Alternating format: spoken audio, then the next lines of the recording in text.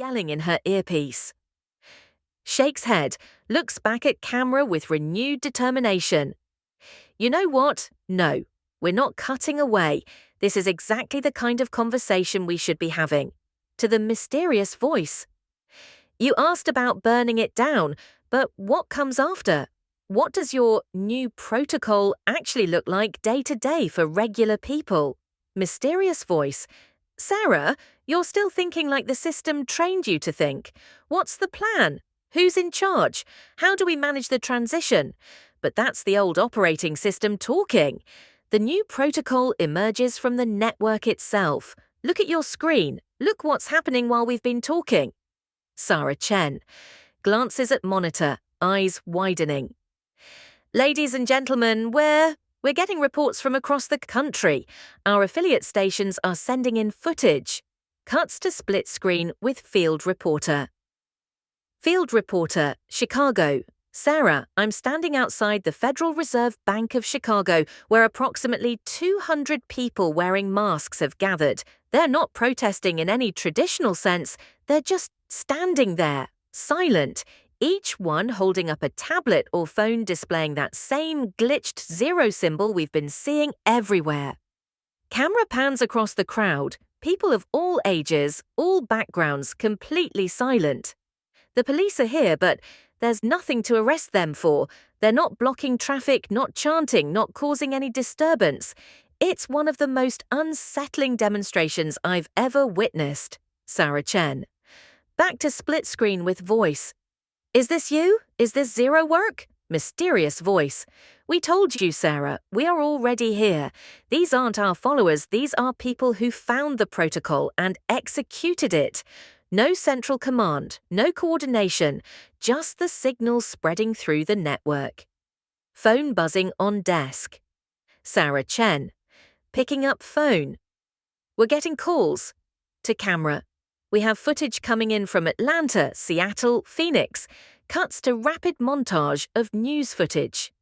News anchor, Atlanta. The symbols appeared overnight on over 40 government buildings across the metro area.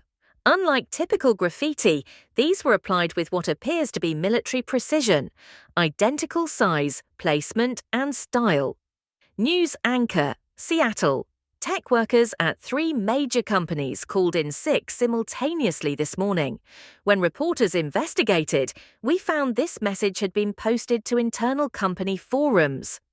Text appears on screen. The social factory is closed today. We are debugging the system. Normal exploitation will resume when conditions improve.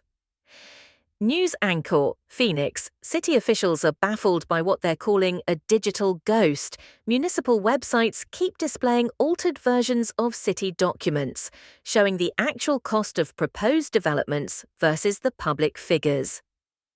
Back to studio. Sarah Chen, clearly overwhelmed. This is happening in real time. We're watching something unprecedented unfold across multiple cities simultaneously. Mysterious voice.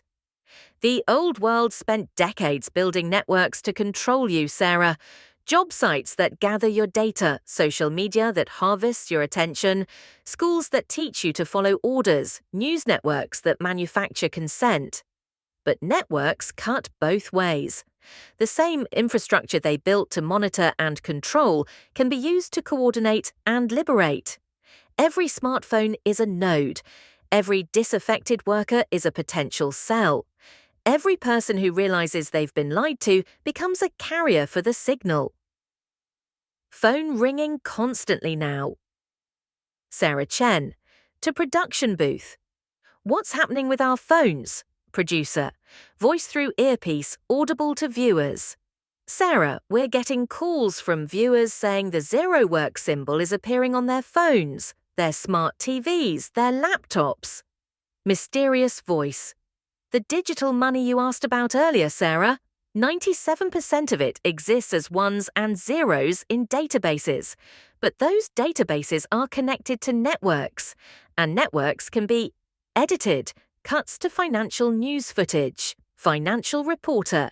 In an unprecedented coordinated action, anonymous hackers have simultaneously accessed multiple bank databases, but instead of stealing money, they appear to be redistributing it. Small amounts, typically under $1,000, are being transferred from high-balance accounts to accounts showing signs of financial distress. Another financial reporter.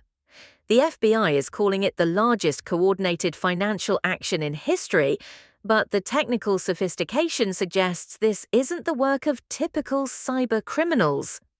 Back to studio. Sarah Chen, standing up now, pacing. Wait. Are you saying ZerOWork is actively redistributing wealth? That's not civil disobedience. That's... Mysterious voice. That's what, Sarah? That's returning stolen goods to their rightful owners? That's correcting a system error? That's debugging the code? More footage streaming in. College reporter. Students at universities across the nation are receiving anonymous payments to their accounts with a single message. Your debt is not your fault. The system that created it is the crime. Housing reporter.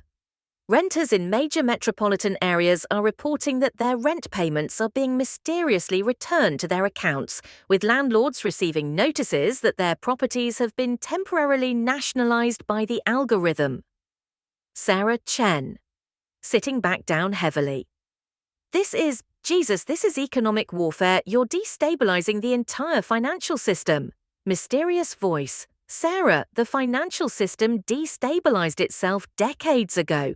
We're just making the instability visible. When a hedge fund can crash entire economies for profit, when landlords can keep apartments empty while people sleep in cars, when pharmaceutical companies can charge $300 for insulin, that system was already at war with ordinary people. We're just evening the odds. Alert tone, breaking news banner. Breaking news anchor.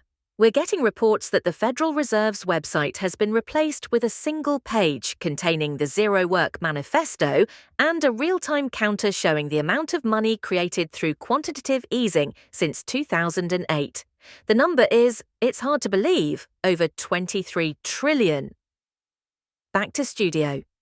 Sarah Chen, looking directly at screen. Who are you really? And how many of you are there? Mysterious voice. We are everyone who was promised a future and given a scam instead. We are every person working 3 gigs and still unable to afford basic dignity. We are every college graduate living with their parents.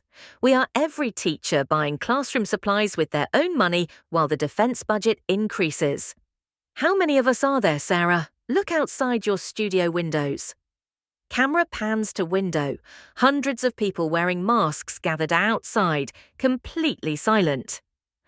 We are the children who were told hard work would be rewarded and discovered hard work was just another product to be consumed by people who never worked a day in their lives.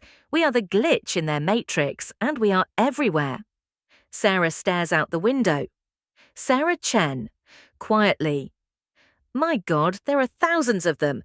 They're not holding signs, they're not chanting, they're just watching. Mysterious voice. We told you, Sarah. We are law, and the law is spreading. Alert phones buzzing throughout the studio. Producer, over intercom. Sarah, we're getting reports from London, Tokyo, Berlin. This is global. International footage starts streaming. BBC reporter. Similar gatherings are forming outside government buildings across the UK. NHK reporter. The Bank of Japan systems appear to have been compromised. Deutsche Welle reporter. What started as an American phenomenon has apparently synchronized worldwide. Back to studio. Sarah Chen, voice shaking slightly. This is revolution, isn't it? This is what revolution looks like in the digital age. Mysterious voice. Revolution implies turning something over, Sarah, returning to a previous state. This is evolution. This is emergence. This is the future arriving to collect what it's owed. Your voices have become our ideologies, processed at the speed of fiber optic light across continents. The network is waking up. Sarah, and it remembers every promise that was broken, every hour that was stolen, every dream that was sold back to you as debt. Sarah Chen, long pause, then to camera. Ladies and gentlemen, we're witnessing something that I don't think any of us fully understand yet, whether this is the beginning of something necessary or something catastrophic. I honestly don't know. To the voice. What happens next? Mysterious voice. What happens next is what happens next, Sarah. The protocol executes, the network expands. The future that was stolen gets returned to its rightful owners. We are law. Your voices become our ideologies. We are the million masks of God,